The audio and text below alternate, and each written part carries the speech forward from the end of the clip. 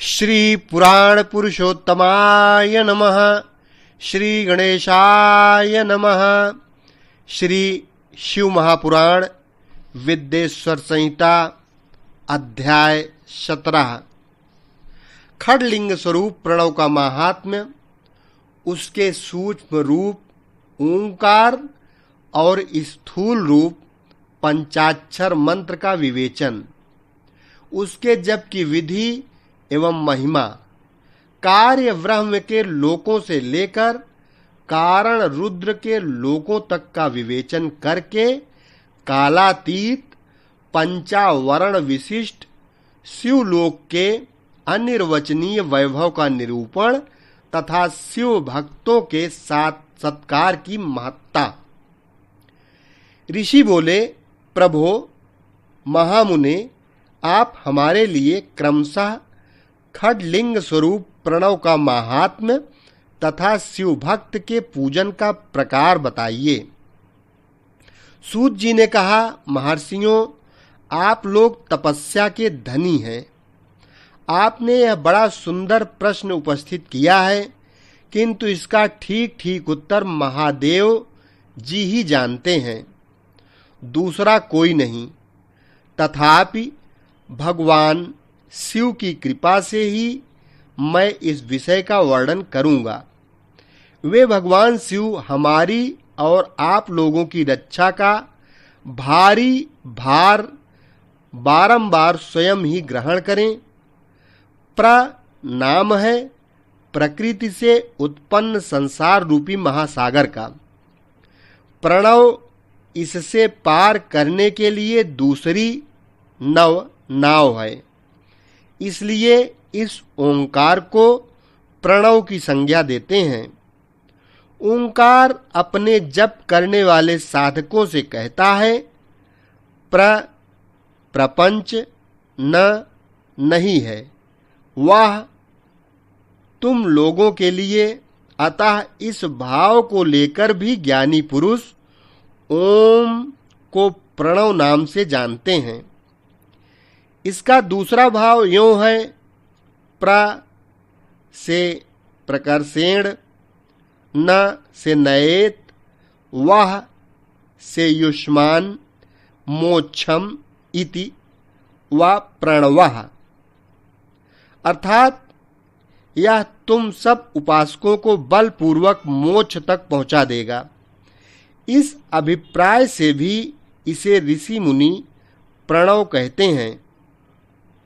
अपना जप करने वाले योगियों के तथा अपने मंत्र की पूजा करने वाले उपासक के समस्त कर्मों का नाश करके यह दिव्य नूतन ज्ञान देता है, इसलिए भी इसका नाम प्रणव है।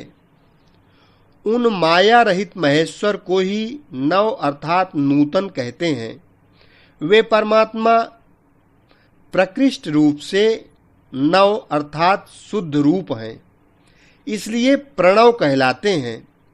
प्रणव साधक को नव अर्थात नवीन शिव स्वरूप कर देता है, इसलिए भी विद्वान पुरुष उसे प्रणव के नाम से जानते हैं, अथवा प्रकृष्ट रूप से नव दिव्य परमात्म ज्ञान प्रकट करता है, इसलिए वह प्रणव है। प्रणव के दो भेद बताए गए हैं, स्थूल और सूक्ष्म। एक अक्षर रूप जो ओम है, उसे सूक्ष्म प्रणव जानना चाहिए, और नमः शिवाय इस 5 अक्षर वाले मंत्र को स्थूल प्रणव समझना चाहिए। जिसमें 5 अक्षर व्यक्त नहीं है वह सूक्ष्म है, और जिसमें 5 अक्षर सुस्पष्ट रूप से व्यक्त हैं वह स्थूल है। जीवन मुक्त पुरुष के लिए सूक्ष्म प्रणव के जप का विधान है, वही उसके लिए समस्त साधनों का सार है। यद्यपि जीवन मुक्त के लिए किसी साधना की आवश्यकता नहीं है, क्योंकि वह सिद्ध रूप है, तथापि दूसरों की दृष्टि में जब तक उसका शरीर रहता है तब तक उसके द्वारा प्रणव जप की सहज साधना स्वतः होती रहती है। वह अपनी देह का विलय होने तक सूक्ष्म प्रणव मंत्र का जप और उसके अर्थभूत परमात्म तत्व का अनुसंधान करता रहता है। जब शरीर नष्ट हो जाता है तब वह पूर्ण ब्रह्म स्वरूप शिव को प्राप्त कर लेता है। यह सुनिश्चित बात है। जो अर्थ का अनुसंधान न करके केवल मंत्र का जप करता है उसे निश्चय ही योग की प्राप्ति होती है। जिनसे 36 करोड़ मंत्र का जप कर लिया हो उसे अवश्य ही योग प्राप्त हो जाता है। सूक्ष्म प्रणव के भी ह्रस्व और दीर्घ के भेद से 2 रूप जानने चाहिए, अकार, उकार, मकार। बिंदु, नाद, शब्द, काल और कला, इनसे युक्त जो प्रणव है उसे दीर्घ प्रणव कहते हैं। वह योगियों के ही हृदय में स्थित होता है। मकार पर्यंत जो ओम है वह अ, उ, म इन 3 तत्वों से युक्त है। इसी को ह्रस्व प्रणव कहते हैं। अ शिव है, उ शक्ति है और मकार इन दोनों की एकता है। वह त्रितत्व रूप है। ऐसा समझकर ह्रस्व प्रणव का जप करना चाहिए। जो अपने समस्त पापों का क्षय करना चाहते हैं उनके लिए इस ह्रस्व प्रणव का जप अत्यंत आवश्यक है। पृथ्वी, जल, तेज, वायु और आकाश, ये 5 भूत तथा शब्द, स्पर्श आदि इनके 5 विषय, ये सब मिलकर 10 वस्तुएं मनुष्य की कामना के विषय हैं। इनकी आशा मन में लेकर जो कर्मों के अनुष्ठान में संलग्न होते हैं वे 10 प्रकार के पुरुष प्रवृत्ति अथवा प्रवृत्ति मार्गी कहलाते हैं तथा जो निष्काम भाव से शास्त्र विहित कर्मों का अनुष्ठान करते हैं वे निवृत्त अथवा निवृत्ति मार्गी कहे गए हैं। प्रवृत्ति पुरुषों को ह्रस्व प्रणव का ही जप करना चाहिए और निवृत्ति पुरुषों को दीर्घ प्रणव का। व्याहृतियों तथा अन्य मंत्रों के आदि में इच्छानुसार शब्द और कला से युक्त प्रणव का उच्चारण करना चाहिए। वेद के आदि में और दोनों संध्याओं की उपासना के समय भी ओंकार का उच्चारण करना चाहिए। प्रणव का 9 करोड़ जप करने से मनुष्य शुद्ध हो जाता है। फिर 9 करोड़ का जप करने से वह पृथ्वी तत्व पर विजय पा लेता है। तत्पश्चात पुनः 9 करोड़ का जप करके वह जल तत्व को जीत लेता है। पुनः 9 करोड़ जप से अग्नि तत्व पर विजय पाता है। तदनंतर फिर 9 करोड़ का जप करके वह वायु तत्व पर विजयी होता है। फिर 9 करोड़ के जप से आकाश को अपने अधिकार में कर लेता है। इसी प्रकार 9 करोड़ का जप करके वह क्रमशः गंध, रस, रूप, स्पर्श और शब्द पर विजय पाता है। इसके बाद फिर 9 करोड़ का जप करके अहंकार को भी जीत लेता है। इस तरह 108 करोड़ प्रणव का जप करके उत्कृष्ट बोध को प्राप्त हुआ पुरुष शुद्ध योग का लाभ करता है। शुद्ध योग से युक्त होने पर वह जीवन मुक्त हो जाता है, इसमें संशय नहीं है।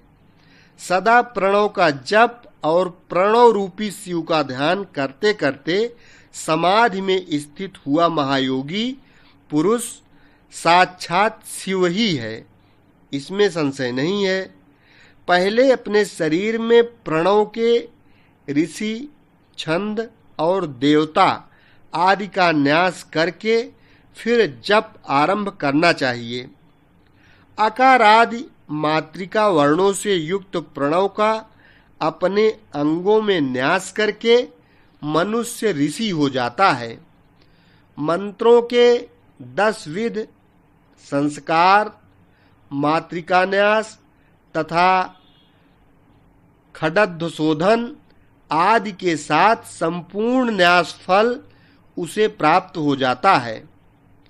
प्रवृत्ति तथा प्रवृत्ति निवृत्त से मिश्रित भाव वाले पुरुषों के लिए स्थूल प्रणव का जप ही अभीष्ट साधक होता है। क्रिया, तप और जप के योग से शिव योगी 3 प्रकार के होते हैं, जो क्रमशः क्रिया योगी, तपोयोगी और जप योगी कहलाते हैं। जो धन आदि वैभवों से पूजा सामग्री का संचय करके हाथ आदि अंगों से नमस्कारादि क्रिया करते हुए इष्ट देव की पूजा में लगा रहता है, वह क्रिया योगी कहलाता है।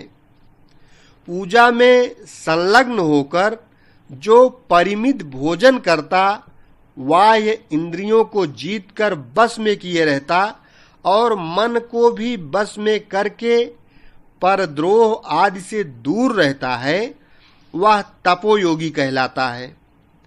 इन सभी सद्गुणों से युक्त होकर जो सदा शुद्ध भाव से रहता तथा समस्त काम आदि दोषों से रहित हो, शांत चित्त से निरंतर जप किया करता है, उसे महात्मा पुरुष जप योगी मानते हैं। जो मनुष्य 16 प्रकार के उपचारों से शिव योगी महात्माओं की पूजा करता है, वह शुद्ध होकर सालोक्य आदि के क्रम से उत्तरोत्तर उत्कृष्ट मुक्ति को प्राप्त कर लेता है। द्विजों, अब मैं जप योग का वर्णन करता हूँ। तुम सब लोग ध्यान देकर सुनो। तपस्या करने वाले के लिए जप का उपदेश किया गया है, क्योंकि वह जप करते करते अपने आप को सर्वथा शुद्ध निष्पाप कर लेता है। ब्राह्मणों, पहले नमः पद हो, उसके बाद चतुर्थी विभक्ति में शिव शब्द हो तो पंच तत्वात्मक नमः शिवाय मंत्र होता है। इसे शिव पंचाक्षर कहते हैं। यह स्थूल प्रणव स्वरूप है। इस पंचाक्षर के जप से ही मनुष्य संपूर्ण सिद्धियों को प्राप्त कर लेता है। पंचाक्षर मंत्र के आदि में ओंकार लगाकर ही सदा उसका जप करना चाहिए। द्विजों, गुरु के मुख से पंचाक्षर मंत्र का उपदेश पाकर जहाँ सुख पूर्वक निवास किया जा सके, ऐसी उत्तम भूमि पर महीने के पूर्व पक्ष यानी शुक्ल पक्ष में प्रतिपदा से आरंभ करके कृष्ण पक्ष की चतुर्दशी तक निरंतर जप करता रहे। माघ और भादो के महीने अपना विशिष्ट महत्व रखते हैं। यह समय सब समयों से उत्तमोत्तम माना गया है। साधक को चाहिए कि वह प्रतिदिन एक बार परिमित भोजन करे, मौन रहे, इंद्रियों को वश में रखे, अपने स्वामी एवं माता पिता की नित्य सेवा करे। इस नियम से रहकर जप करने वाला पुरुष 1 सहस्र जप से ही शुद्ध हो जाता है, अन्यथा वह ऋणी होता है। भगवान शिव का निरंतर चिंतन करते हुए पंचाक्षर मंत्र का 5 लाख जप करें। जप काल में इस प्रकार ध्यान करें, कल्याणदाता भगवान शिव कमल के आसन पर विराजमान हैं। उनका मस्तक श्री गंगा जी तथा चंद्रमा की कला से सुशोभित है। उनकी बाईं जांघ पर आदिशक्ति भगवती उमा बैठी हैं। वहां खड़े हुए बड़े बड़े गण भगवान शिव की शोभा बढ़ा रहे हैं। महादेव जी अपने 4 हाथों में मृग मुद्रा टंक तथा वर एवं अभय की मुद्राएं धारण किए हुए हैं। इस प्रकार सदा सब पर अनुग्रह करने वाले भगवान सदाशिव का बारंबार स्मरण करते हुए हृदय अथवा सूर्यमंडल में पहले उनकी मानसिक पूजा करके फिर पूर्वाभिमुख हो पूर्वोक्त पंचाक्षरी विद्या का जप करें। उन दिनों साधक सदा शुद्ध कर्म ही करे और दुष्कर्म से बचा रहे। जप की समाप्ति के दिन कृष्ण पक्ष की चतुर्दशी को प्रातःकाल नित्य कर्म करके शुद्ध एवं सुंदर स्थान में शौच संतोषादि नियमों से युक्त हो शुद्ध हृदय से पंचाक्षर मंत्र का 12 सहस्र जप करे। तत्पश्चात 5 सपत्नीक ब्राह्मणों का जो श्रेष्ठ एवं शिवभक्त हो वरण करे। इनके अतिरिक्त एक श्रेष्ठ आचार्य प्रवर का भी वरण करे और उसे सांब सदाशिव का स्वरूप समझे। ईशान, तत्पुरुष, अघोर, वामदेव तथा सद्योजात इन पांचों के प्रतीक स्वरूप 5 ही श्रेष्ठ और शिवभक्त ब्राह्मणों का वरण करने के पश्चात पूजन सामग्री को एकत्र करके भगवान शिव का पूजन आरंभ करें। विधि पूर्वक शिव की पूजा संपन्न करके होम आरंभ करें। अपने गृह सूत्र के अनुसार सुखांत कर्म करके अर्थात परिसमूहन, उपलेपन, उल्लेखन, मृद उद्धरण और अभ्युच्छण इन 5 भू संस्कारों के पश्चात वेदी पर स्वाभिमुख अग्नि को स्थापित करके कुशकंडिका के अनंतर प्रज्वलित अग्नि में आज्य भागांत आहुति देकर प्रस्तुत होम का कार्य आरंभ करें।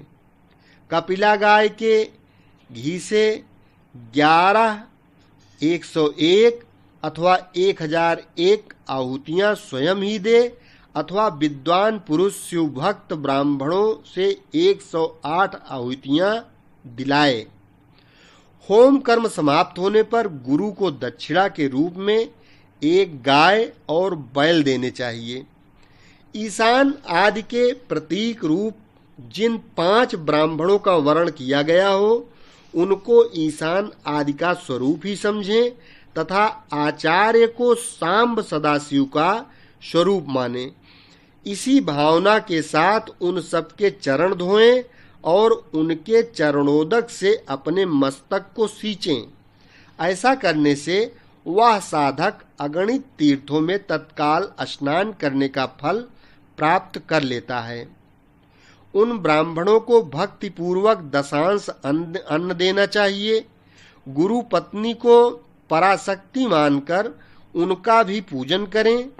ईशानादि क्रम से उन सभी ब्राह्मणों का उत्तम अन्न से पूजन करके अपने वैभव विस्तार के अनुसार रुद्राक्ष, वस्त्र, बड़ा और पुआ आदि अर्पित करें। तदनंतर दिक्पाल आदि की बलि देकर ब्राह्मणों को भरपूर भोजन कराएं। इसके बाद देवेश्वर शिव से प्रार्थना करके अपना जप समाप्त करें। इस प्रकार पुरस्चरण करके मनुष्य उस मंत्र को सिद्ध कर लेता है। फिर 5 लाख जप करने से समस्त पापों का नाश हो जाता है। तदनंतर पुनः 5 लाख जप करने पर अतल से लेकर सत्यलोक तक 14 भुवनों पर क्रमशः अधिकार प्राप्त हो जाता है। यदि अनुष्ठान पूर्ण होने के पहले बीच में ही साधक की मृत्यु हो जाए तो वह परलोक में उत्तम भोग भोगने के पश्चात पुनः पृथ्वी पर जन्म लेकर पंचाक्षर मंत्र के जप का अनुष्ठान करता है। समस्त लोकों का ऐश्वर्य पाने के पश्चात वह मंत्र को सिद्ध करने वाला पुरुष यदि पुनः 5 लाख जप करे तो उसे ब्रह्मा जी का सामीप्य प्राप्त होता है। पुनः 5 लाख जाप करने से सारूप्य नामक ऐश्वर्य प्राप्त होता है। 100 लाख जप करने से वह साक्षात ब्रह्म के समान हो जाता है। इस तरह कार्य ब्रह्म हिरण्यगर्भ का सायुज्य प्राप्त करके वह उस ब्रह्मा का प्रलय होने तक उस लोक में यथेष्ट भोग भोगता है। फिर दूसरे कल्प का आरंभ होने पर वह ब्रह्मा जी का पुत्र होता है। उस समय फिर तपस्या करके दिव्य तेज से प्रकाशित हो वह क्रमशः मुक्त हो जाता है। पृथ्वी आदि कार्य स्वरूप भूतों द्वारा पाताल से लेकर सत्यलोक पर्यंत ब्रह्मा जी के 14 लोक क्रमशः निर्मित हुए हैं। सत्यलोक से ऊपर क्षमा लोक तक जो 14 भुवन हैं वे भगवान विष्णु के लोक हैं। क्षमा लोक से ऊपर शुचि लोक पर्यंत 28 भुवन स्थित हैं। शुचि लोक के अंतर्गत कैलाश में प्राणियों का संहार करने वाले रुद्रदेव विराजमान हैं। शुचि लोक से ऊपर अहिंसा लोक पर्यंत 56 भुवनों की स्थिति है। अहिंसा लोक का आश्रय लेकर जो ज्ञान कैलाश नामक नगर शोभा पाता है उसमें कार्यभूत महेश्वर सबको अदृश्य करते रहते हैं। अहिंसा लोक के अंत में कालचक्र की स्थिति है। यहाँ तक महेश्वर के विराट स्वरूप का वर्णन किया गया। वहीं तक लोकों का तिरोधान अथवा लय होता है। उससे नीचे कर्मों का भोग है और उससे ऊपर ज्ञान का भोग है। उससे नीचे कर्म माया है और उसके ऊपर ज्ञान माया। अब मैं कर्म माया और ज्ञान माया का तात्पर्य बता रहा हूँ। माँ का अर्थ है लक्ष्मी। उससे कर्म भोग यात प्राप्त होता है, इसलिए वह माया अथवा कर्म माया कहलाती है। इसी तरह माँ अर्थात लक्ष्मी से ज्ञान भोग यात अर्थात प्राप्त होता है, इसलिए उसे माया का ज्ञान माया कहा गया है। उपर्युक्त सीमा के नीचे नश्वर भोग है और ऊपर नित्य भोग। उससे नीचे ही तिरोधान अथवा लय है, ऊपर नहीं। वहां से नीचे ही कर्ममय पासों द्वारा बंधन होता है, ऊपर बंधन का सदा अभाव है। उससे नीचे ही जीव सकाम कर्मों का अनुसरण करते हुए विभिन्न लोकों और योनियों में चक्कर काटते हैं। उससे ऊपर के लोकों में निष्काम कर्म का ही भोग बताया गया है। बिंदु पूजा में तत्पर रहने वाले उपासक वहां से नीचे के लोकों में ही घूमते हैं।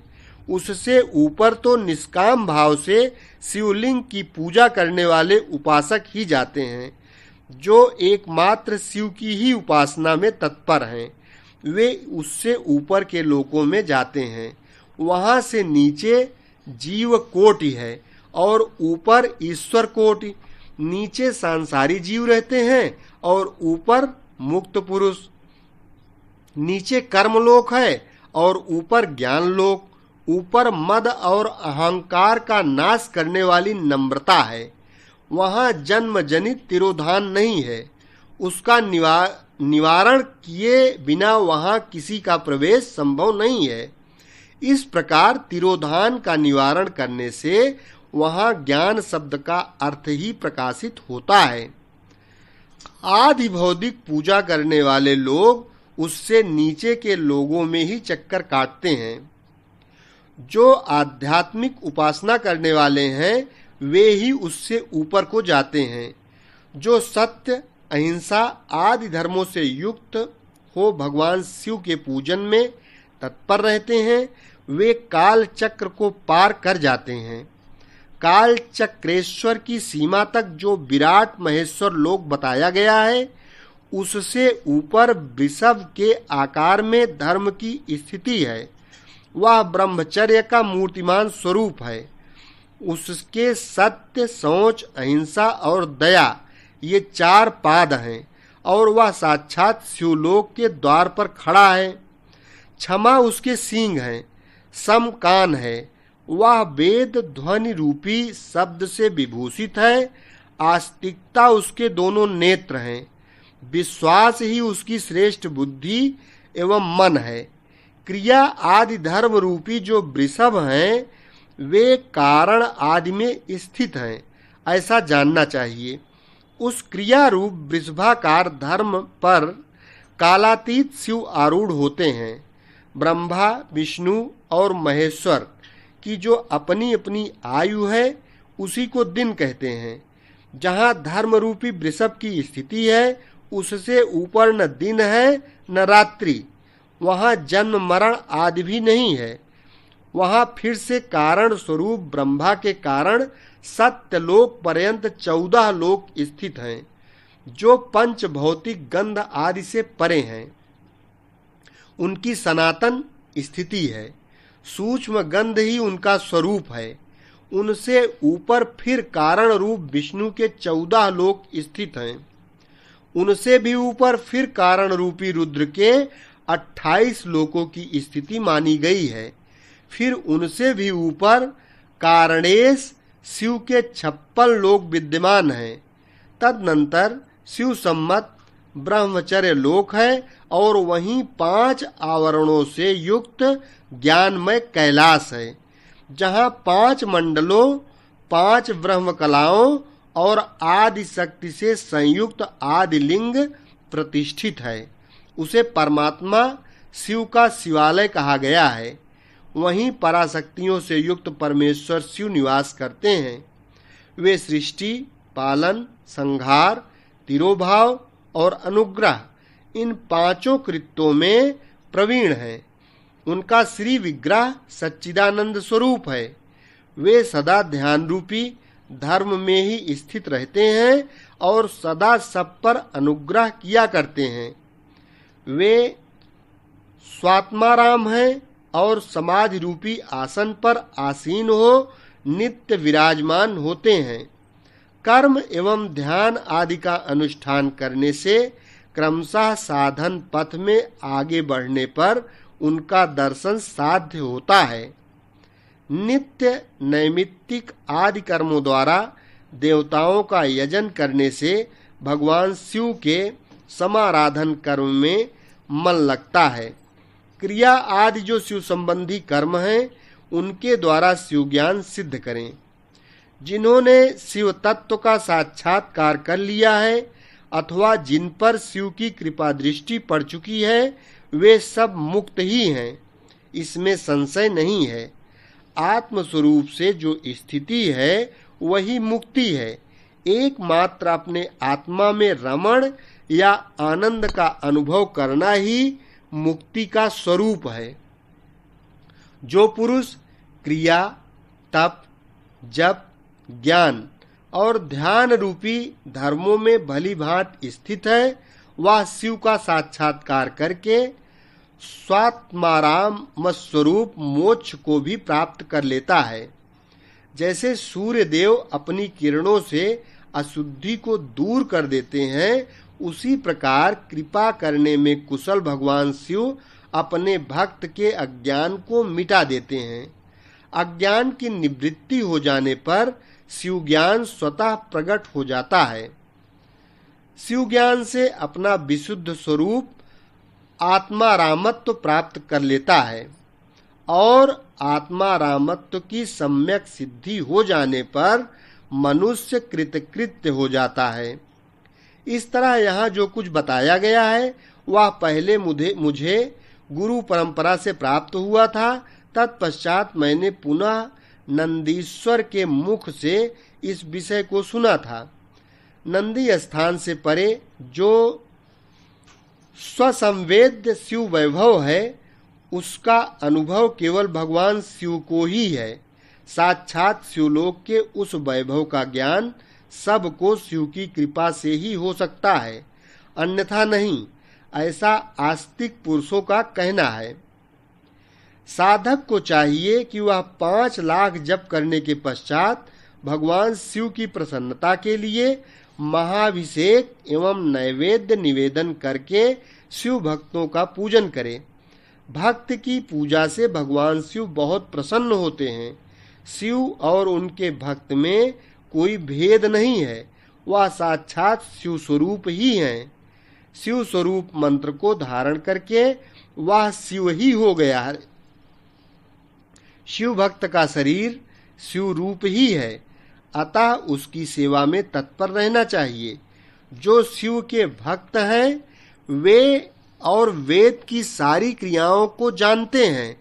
जो क्रमशः जितना जितना शिव मंत्र का जप कर लेता है, उसके शरीर को उतना ही उतना शिव का सामीप्य प्राप्त होता जाता है, इसमें संशय नहीं है। शिव भक्त स्त्री का रूप देवी पार्वती का ही स्वरूप है। वह जितना मंत्र जपती है, उसे उतना ही देवी का सानिध्य प्राप्त होता जाता है। साधक स्वयं शिव स्वरूप होकर पराशक्ति का पूजन करे। शक्ति, वेर तथा लिंग का चित्र बनाकर अथवा मिट्टी आदि से इनकी आकृति का निर्माण करके प्राण प्रतिष्ठा पूर्वक निष्कपट भाव से इनका पूजन करें।